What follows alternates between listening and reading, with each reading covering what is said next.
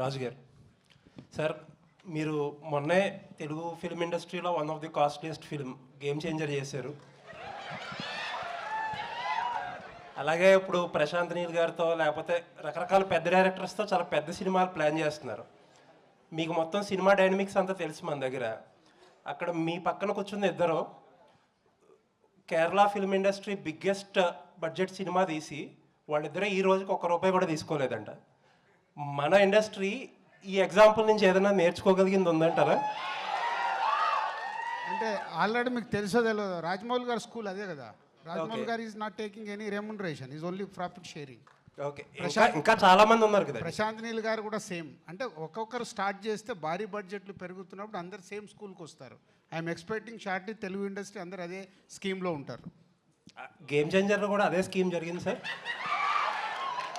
Yes, game changer start అయినప్పుడు అదే స్కీమ్లో ఉంది.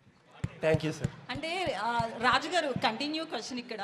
రాజుగారు అంటే రెమ్యునరేషన్ ఒక్కని లూసిఫర్ 2 గురించి మాట్లాడకుండా topic yes please yes please questions on this film. About Lucifer. సరే, ఓకే, లూసిఫర్ గురించి గెస్ట్లు వాళ్ళు మనకు హైదరాబాద్కి వచ్చిన గెస్ట్ల ముందట అనవసరమైన టాపిక్. Okay done. నేను క్వశ్చన్ చేంజ్ చేసేసాను. అయితే ఇప్పుడు తెలుగులో పెద్ద బ్యానర్స్ నుంచి మ్యాడ్ కావచ్చు, రాబిన్ హుడ్ కూడా వస్తుంది. సో మలయాళ సినిమాకి థియేటర్లు ఎక్కువిచ్చే అవకాశాలు, హౌస్ఫుల్ కూడా నడుస్తున్నాయి. సో అవకాశం ఉంది.